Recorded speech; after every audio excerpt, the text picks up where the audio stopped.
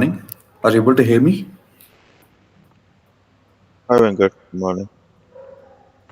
Yeah. Having a good morning. Okay. I think we can start.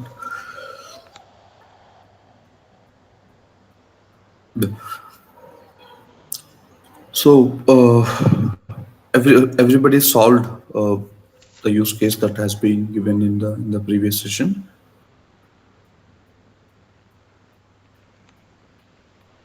Yes, Venkat. Um, okay, let's ask someone to explain it. Uh, Sri Ranganath, will you be able to explain the solution? Yeah, 1 minute. Yeah.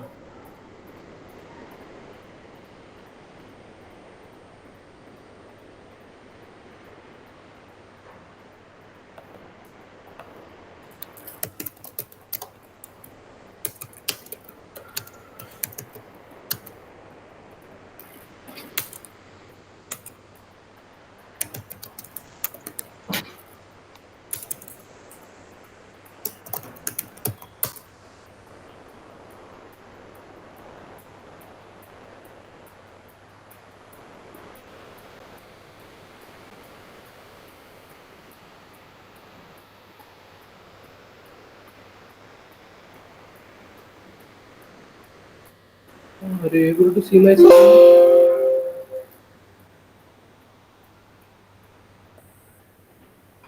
Yes, we can say. Yes. Okay.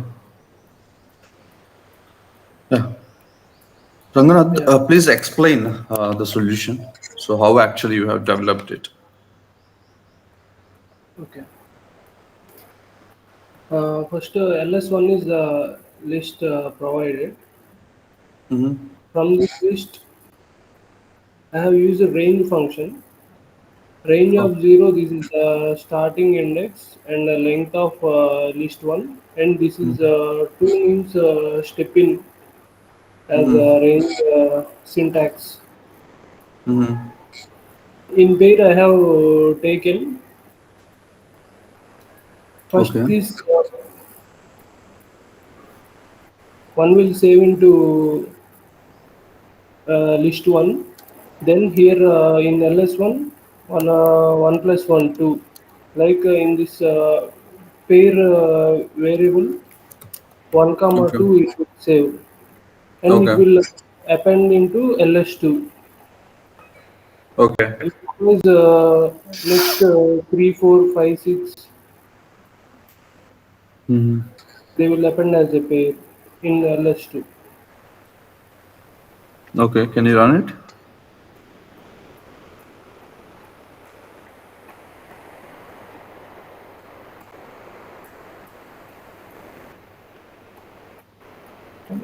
Here Okay. is the Okay.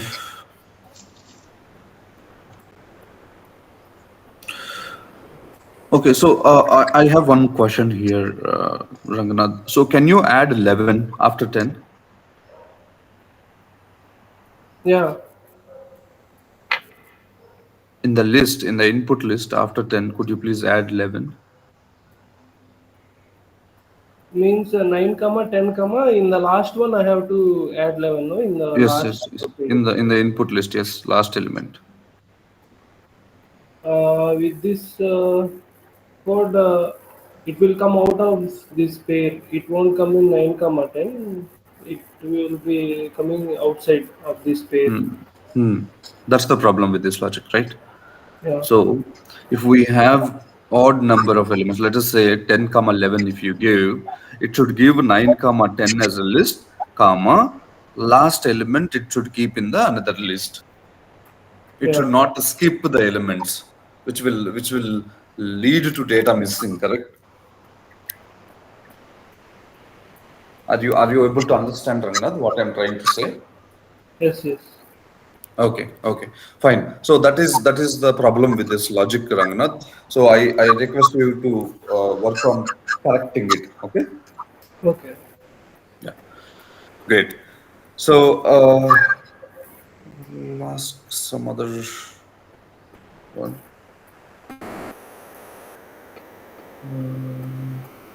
Who else are there? Okay.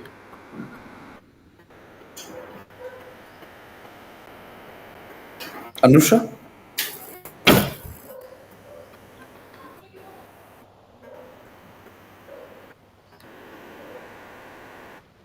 Anusha, are you there? We're not able to hear you. Are you on mute? Yeah, sorry, Venki, I was. Yeah. Yeah. Okay. Yeah. Yeah. Actually, this is the list I have taken, Okay. and N have taken as 2. Okay. Yeah. So the same logic, right? Yes. Okay. But I have here I have used list slicing. Oh, okay. Here I have done this list slicing. Okay. So initially it was taken as 0 I, Uh-huh. and then it 0 plus n equals to, sorry, n is 2, right? That's Yeah, n 0 plus 2. no, Then how this range function will work? Range of 0, comma, length of L1, comma, yeah, n. yeah, 0 is the starting one. Okay. The length of this total list, and Okay. n is the step. Means how much step I have to take it. Step means I didn't get it. Okay. So So, comment out 73 to 75 and print I. sorry. Comment 73 to 74, Okay, 73 to 75, and print only I.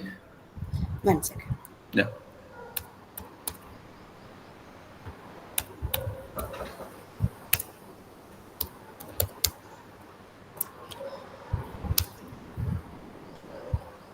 It's a small p.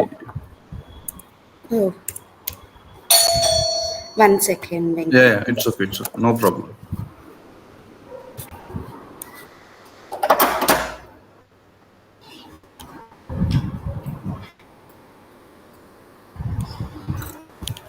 Oh, Okay. okay. It will take the last one.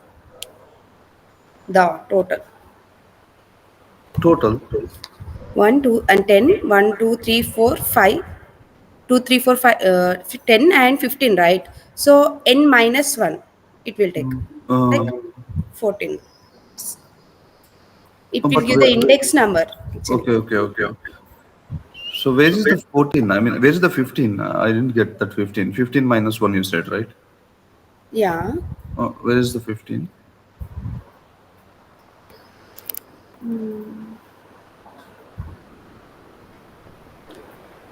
Okay, fine. No problem, Anusha. So I want you to go on. I'll Anybody check this. have this function? How this range of 0, length of L1, comma n works? That you also use this. Do you know how this works? Yeah, Sorry, yeah, Venki. The yeah. voice. Yeah, Anusha, can you Yeah. Okay. hello? Yeah, yeah, Ram. Yeah, Anusha, can you share your screen again? Okay. And if you can place the print statement inside for loop. Hmm. Yeah. Yeah. This is Place the the. no, The place indentation, the yeah, the indentation indentation. Yeah. Place the print I inside the for just loop. inside the for loop. Like beside the a dot append of p. Beside that a dot append of Just give it, or else copy that, cut that print statement, Anusha. yeah. Yeah. Yeah, go to the colon and give enter. Huh. Yeah, paste it here. Now print it. No run it. Can you scroll up? See, this is what it is doing. Yeah, Venkat, what is happening? Why we have given this n parameter extra in the range function? Like it will take that n for every iteration. Okay, for loop will iterate for nth iteration. Okay. Suppose here Okay. range starts from 0, and Mm. if we have given n equal to 2, Mm-hmm. and for loop will iterate for every second element, means 0, 2, 4, 6, 8. That Mm-hmm. how that's how this extra parameter works. Great, great. Yeah. Yeah. Okay. Fine. So Anusha, so that's what the behavior. Okay. Now you got it, right? Yeah. Yes, Venki. Yeah. So I once again request. It's okay. I mean, if you are copying something from the internet, that is absolutely fine. I request you to go and at least understand those functions so that you'll get some idea. I mean, when to use what. Okay. Yeah. Going Okay. forward, please analyze the solution and then try to implement it. Okay. If Okay. you want to run it and show, you can proceed. Yeah.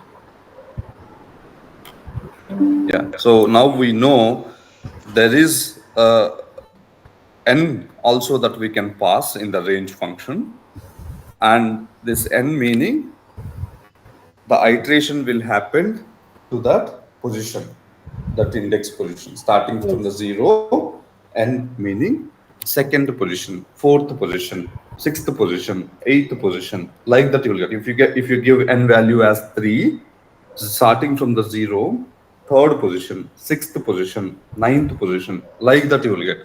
Okay? Yes. Yeah. Okay. Fine. Yeah. Just uncomment and run it. Yeah. Okay.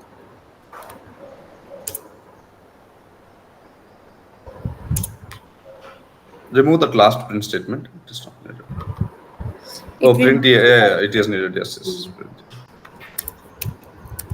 Not inside the for loop, outside only. Sorry.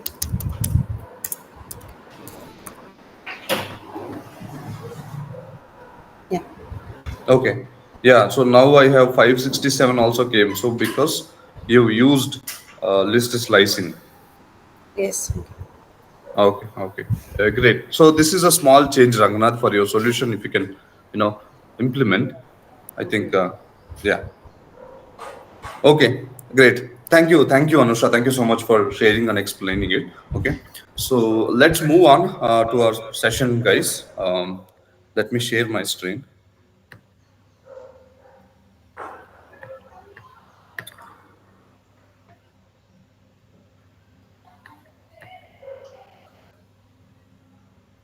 Are you able to see my screen? Yeah, Venkat. Yes. Okay. So just to have a recap, right? So we have discussed file-based operations and iterating the dictionaries with for loops on Monday. Oh no, Tuesday, right? So I just want to give a recap. When you are working with files in Python, you have 4 different modes that you can utilize. One, read mode, write mode, append mode, read and write mode. Okay. So what read mode will do? Read mode will always return the entire content of your file in a single string. Okay, so when you want to read a file content into a single string variable, then this read function. Sorry, 1 second.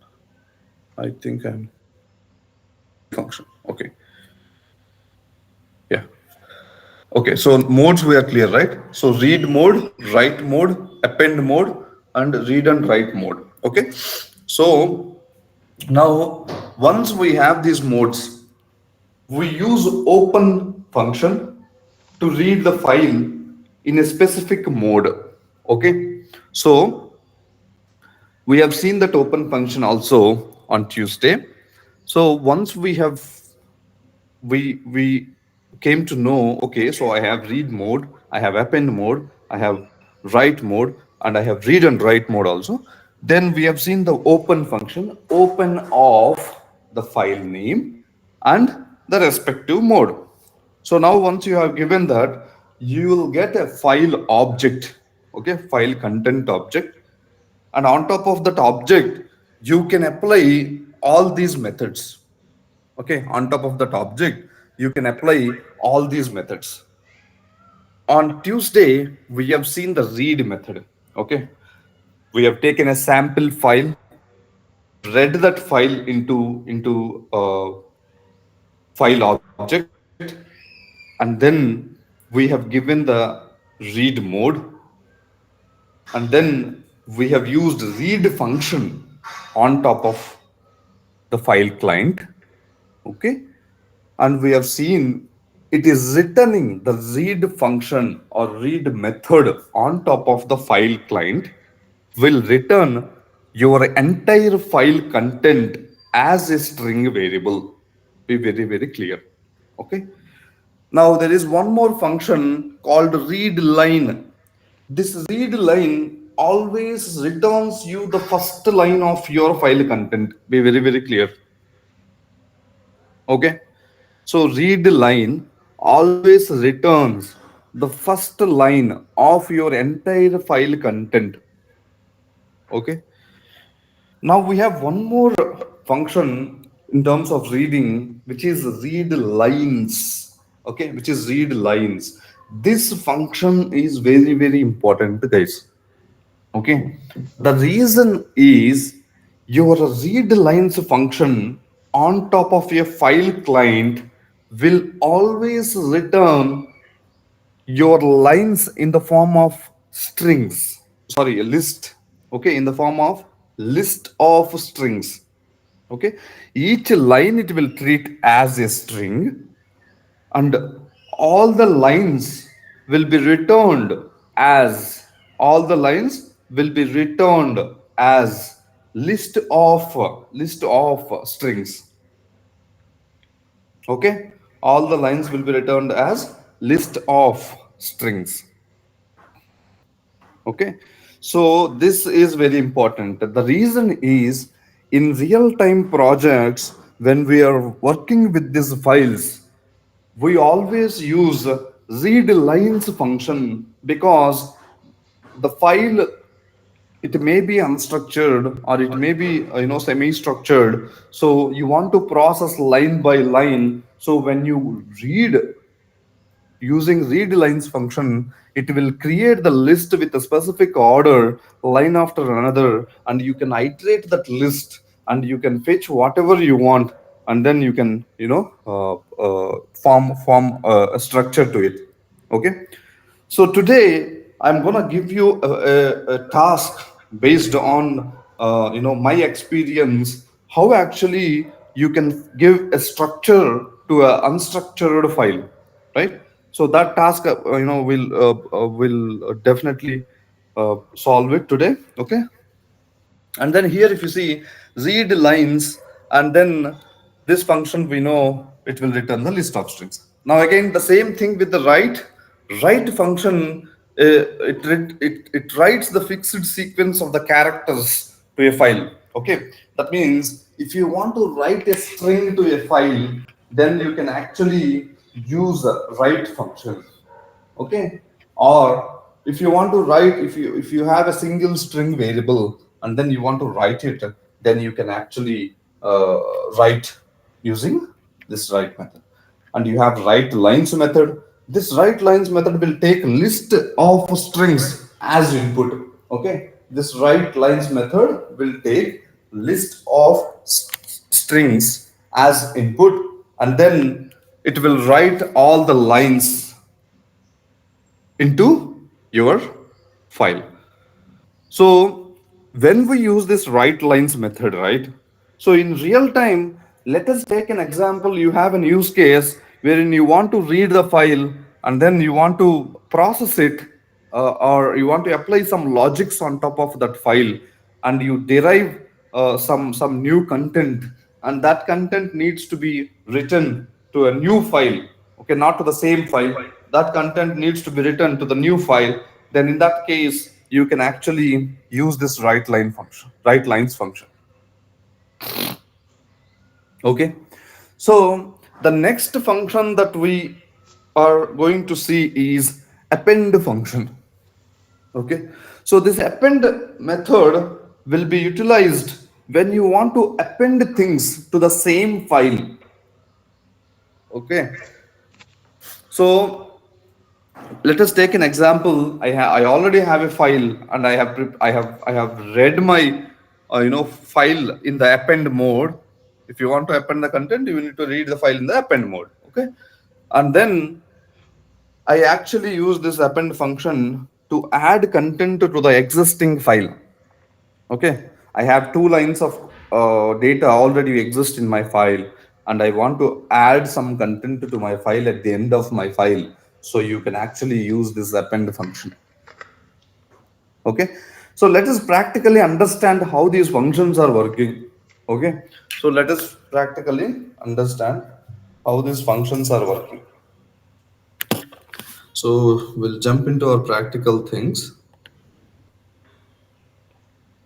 Okay, here if you see, I have created a file called sample data.txt, and I am reading that file in the read mode.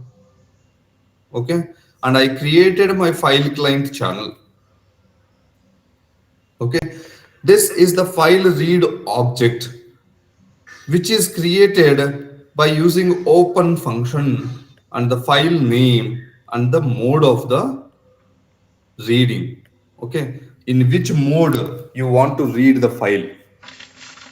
Okay, I want to read my file in the read mode because that's the mode I just want to start with. Okay, I want to read the file in the read mode. So now let us try to understand how our read mode along with the different function will work.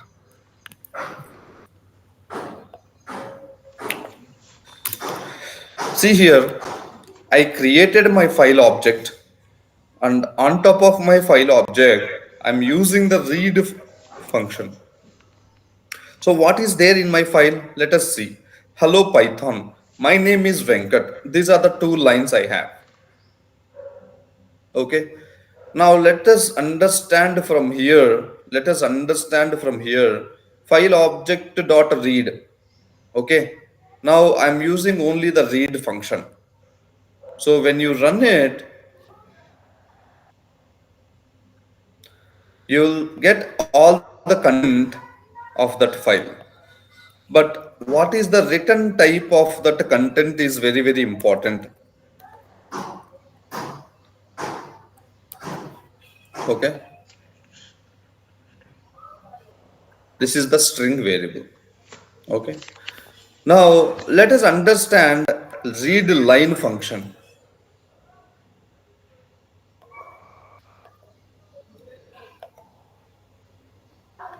So your read line function also returns the string type, but what is the difference? It will return only the first line of your file. Okay, it will return only the first line of your file. Okay, so now here you saw read and read line. The next method that we're going to see is read lines. Okay, now when you say read lines, it will return you a list of strings. Okay, can we achieve it with read? Yes, if you are aware of all your string functions that we have discussed, yes, you can absolutely achieve data files equals to data from the file dot split off /run. So what I'm doing, guys, I'm just reading the entire content which is in the string.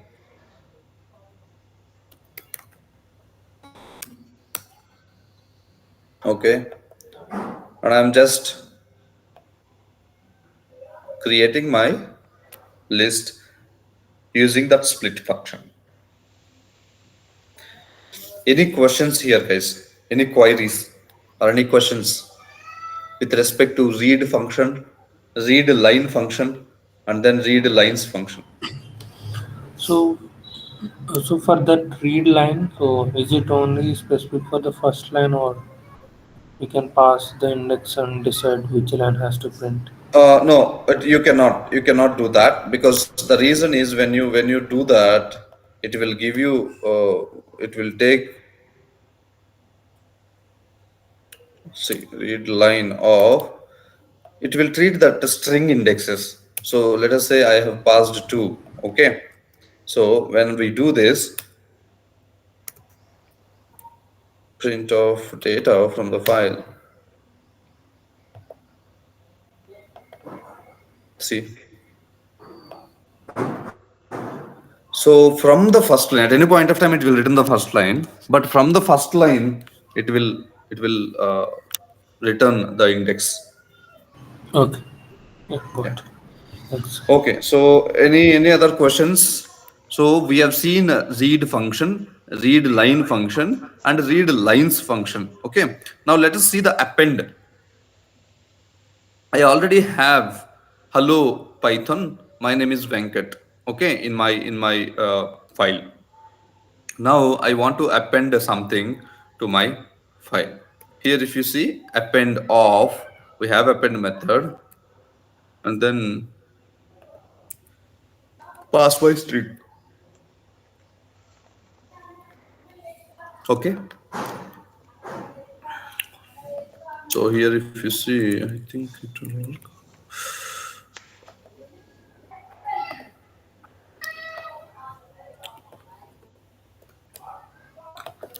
Do this.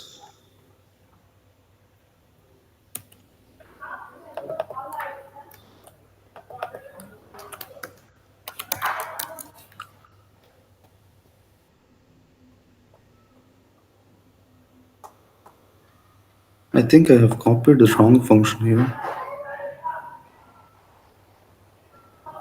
No. Okay, let's see. Oh, I'm sorry. I'm reading the file in the read mode, but I'm trying to append. I think it is not possible. So let's change it to A. It is something. Doesn't have append function. I think it should be having.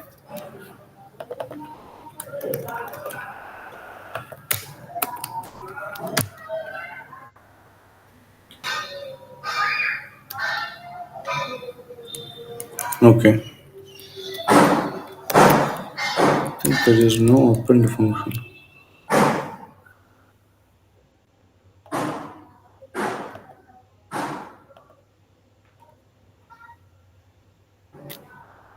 We have, okay, so it may be the older version, guys. So I'll explain that append functionality later, but for now, when we are reading a file, so these are all the methods: read line, read lines, and then read function. Okay, and then we'll move on to write mode. Okay, we'll move on to write mode. We'll come back to append mode later, but for now, understand we have read mode and write mode. Okay, so now here, if you see write mode, so file obj dot write of,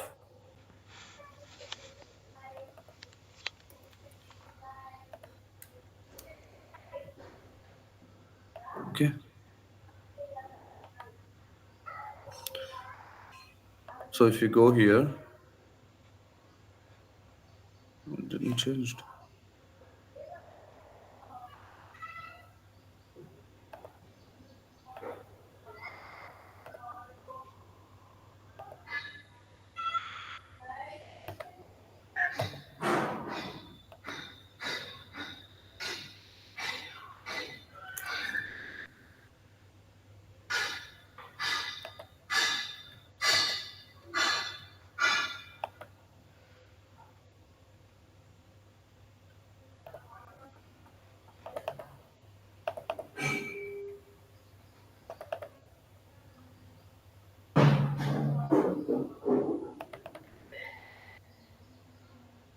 Why it is giving? I don't know why it is behaving weird.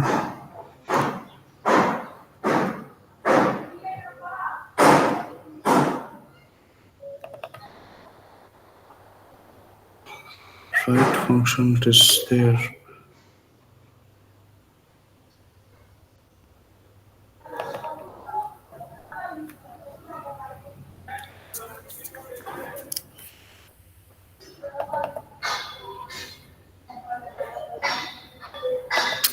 My God.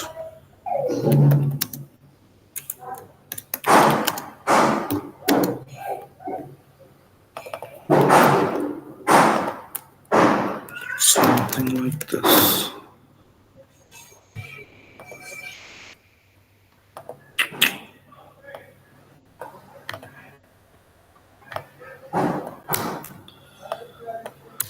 Okay, I think there is some issue with my kernel, guys. So Venki, use read only again with file underscore read underscore object so that maybe you can see. yeah, I mean read is working, but I don't know why write and append are not working. Let's see.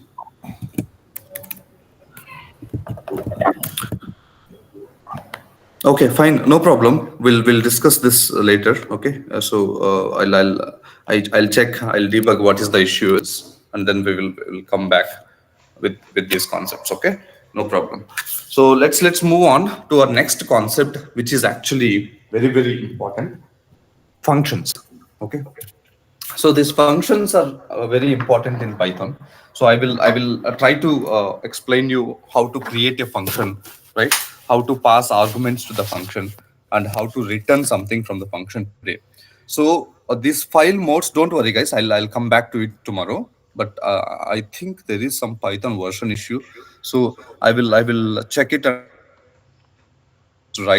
write lines. Okay, I may be wrong with the syntax also, because I'm thinking like it will work on top of the file client. If there is a different way to do it in the latest versions, I'll let you know. Okay, so for now we have read mode, and we have seen all the read line and read lines functionalities, and we need to discuss about these three functionalities: write lines, and then append functionalities. Okay, so we'll come back to these three tomorrow. Today we will concentrate on creating the functions. Okay, so now here, if you see, I'm trying to create a function. So how to create a function in Python? I mean, when I say function, people who knows other programming languages, so you can correlate the function with the method in other programming languages. Okay, so we create in programming, or we create functions in programming to reuse the code. Be very clear, to reuse the code. So meaning, if you want to execute a same piece of logic in different places of your programming, okay, in different places of your programming, let us say in step 1 I need to multiply my input with 10. Okay, and in step 10 again I need to multiply my input with 100 with the 10. Okay, so again in step 15 I need to multiply my input with 10. So like that, in multiple steps you have similar kind of a logic. So instead of writing that logic multiple times, you can actually keep that in a function, and then call the function wherever that logic is required. Okay, so this functions plays a very key role when you are writing reusable code. Okay, so when you are writing reusable code, these functions plays a very key role. So now let us understand how this functions will work in Python. Okay, so how to create the function? First of all, here if you see, def is a keyword that we will use to create the function. def multiply is my function name. Okay, braces colon enter. Okay, so here if you see, I want to multiply, 10 sorry, a equals to 10, b equals to 20, c equals to a into b. Okay, and then print c. So this is my functionality. Okay, this is my functionality.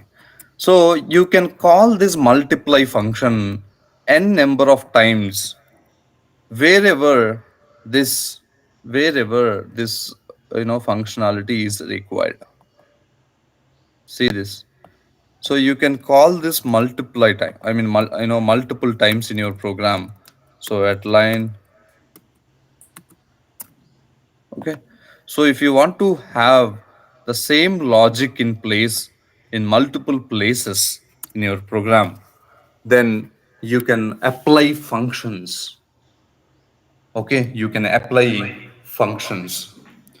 So in tomorrow's session, we are going to start our object-oriented programming, wherein these functions plays a key role.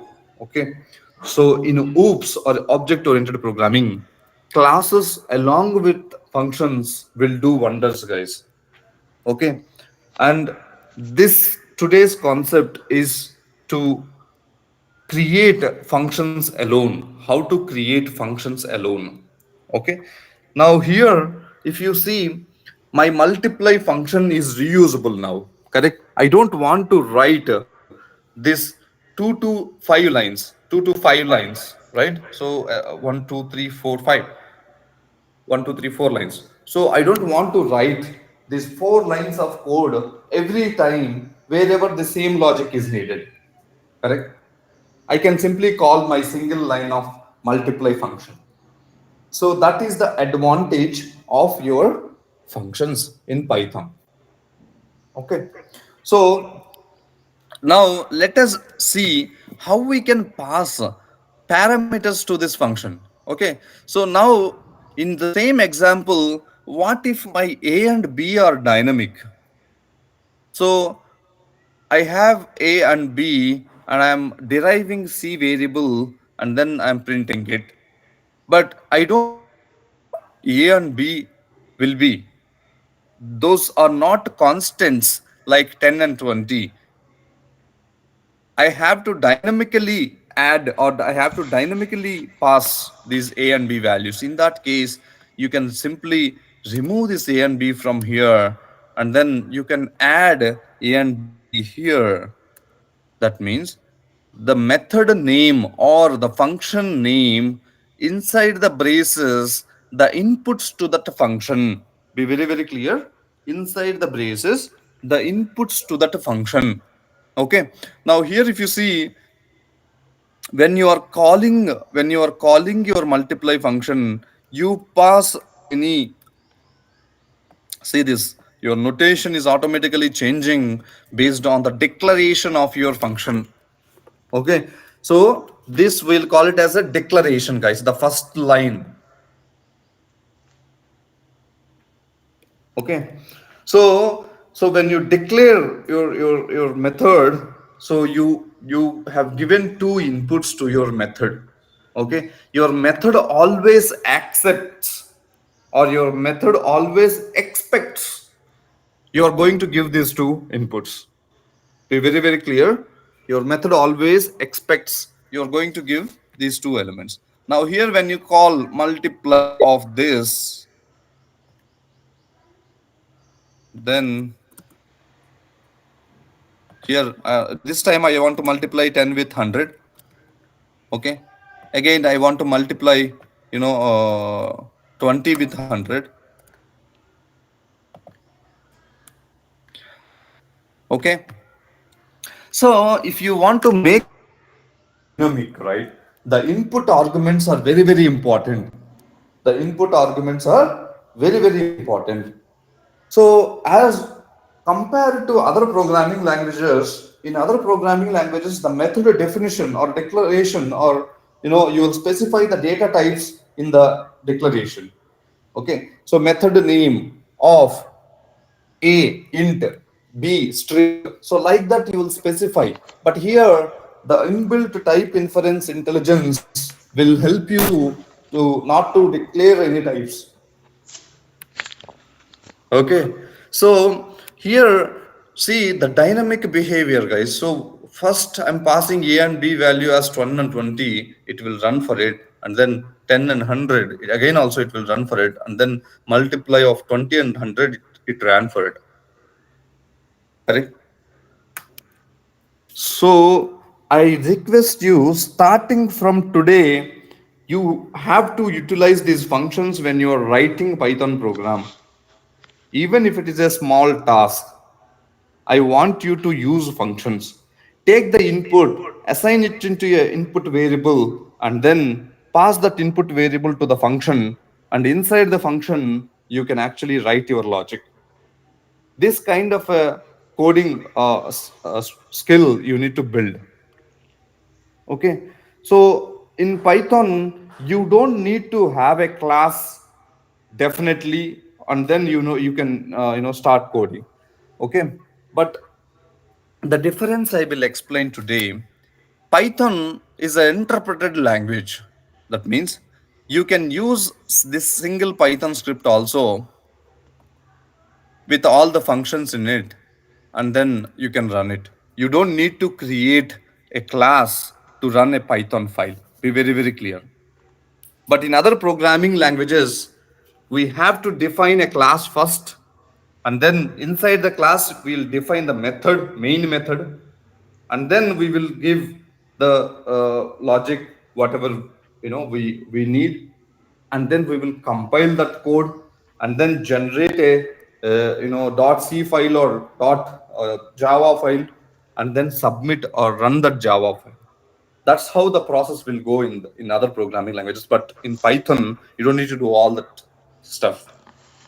Okay, so you can directly write it as the syntax is expecting. Here, when you are not giving the expected parameters, when you are not giving the expected parameters of your function, see here, these errors are very, very important. Multiply function missing one required position argument B. So it was clearly stating multiply function missing one required positional argument B. Okay. So when you are not passing the expected input arguments to your function, it will raise exception. Guys, are you clear? Are you able to understand the functions concept? Are you able to understand the functions concept? Why we create functions? How to create functions? How to pass inputs to the functions?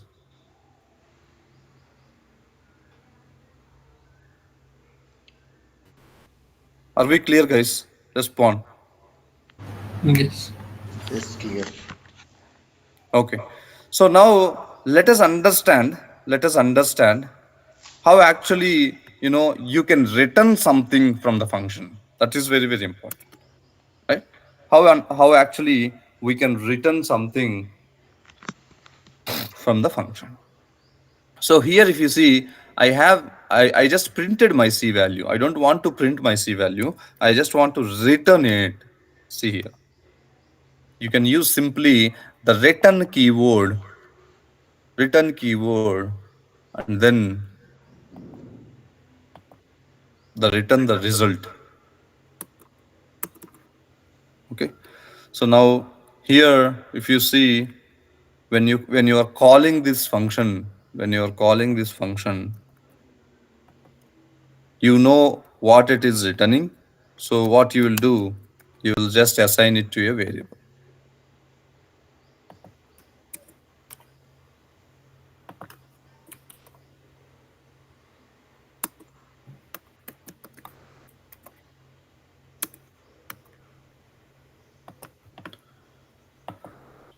right?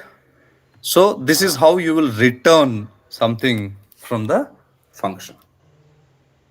This is how you will return something from the function. So you know how to declare a function, you know how to pass inputs to the function, and you know how to do return from the function, right? So we have seen these things. Now let us take an example, and then we will write the logic using the functions. Okay, let us take an example, and then we will write the logic using functions. So here if you see, I have an input list L1,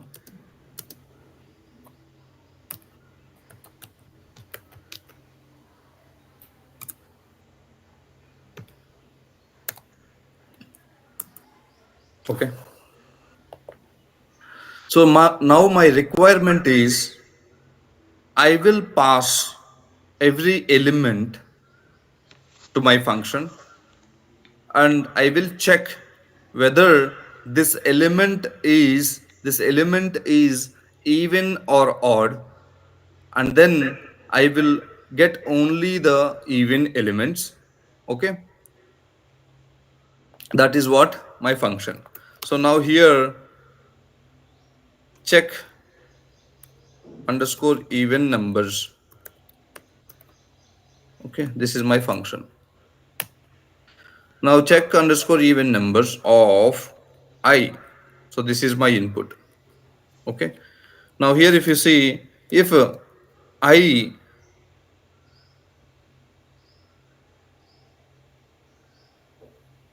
so here what I'm doing, I'm just preparing one temp variable j equals to 0, or else j equals to something else, or else we'll keep 0 only. Here if you see what I'm doing, if I percentile 2 equals to 0, we know the logic here, and then j equals to I. Okay, else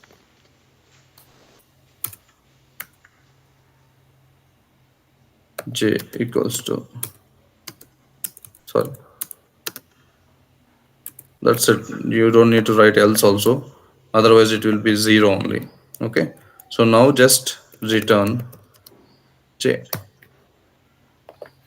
So this is my function, guys. I want to execute it for all my elements. Okay, I want to execute it to all my elements. Okay, so here if you see, you can ask the question, can we return directly from the if loop itself, or else if statement itself? Yes, it is possible. Just for your understanding, I have declared a temp variable here. Okay, so when you do this, let's see what will happen.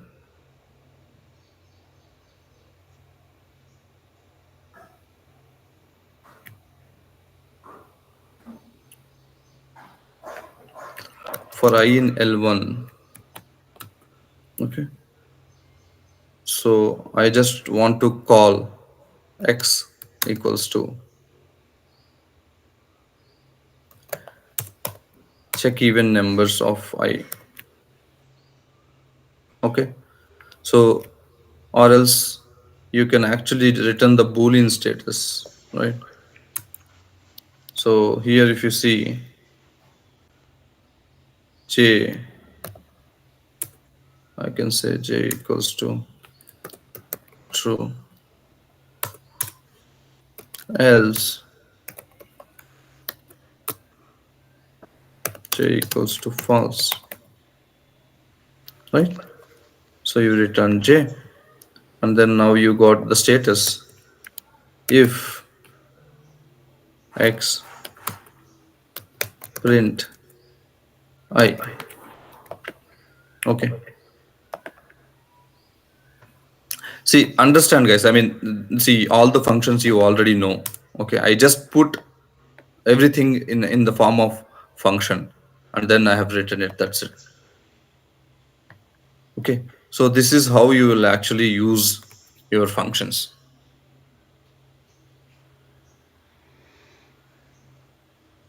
Okay. Here, Venki, here Yeah. x means x equal true or what? Yeah, x means the condition, right? The Boolean value. The return of this function is a Boolean value, correct? True or false. Yes. So you can directly pass the true or false in the if loop, right? Okay. If Okay. true, then only it will enter. Even if you pass condition, that is same. The condition will return true or false only. So if statement will work on top of the Boolean condition. Okay. Yeah. Any other questions with this example, guys?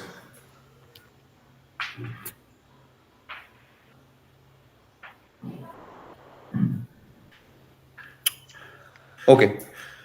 So fine. So that's all for today, guys. So what we'll do tomorrow we'll see the leftover methods in this file operations, and we also see some different way of passing inputs to the functions. Okay. So let's wait for it. And tomorrow we will see the introduction to object-oriented programming, right? So what is the purpose of it?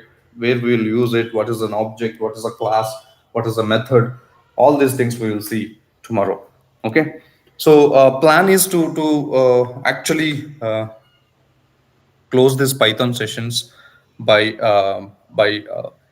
Saturday, guys.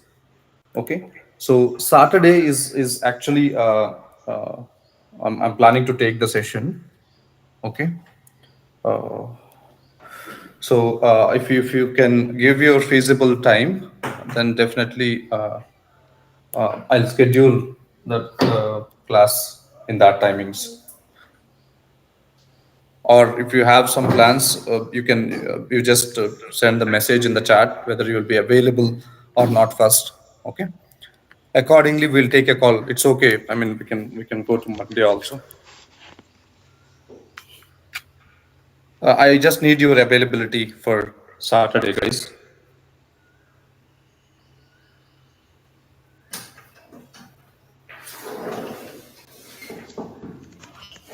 Yes, same timing.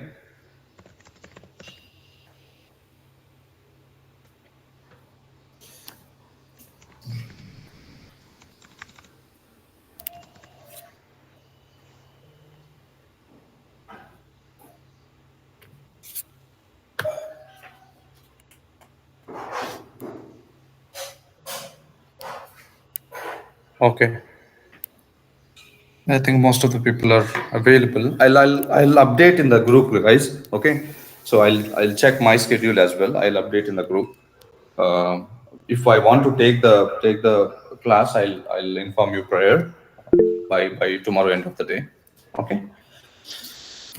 That's all I have. If it is not possible, I mean, if my schedule demands any emergency things, then definitely I will push the session to Monday.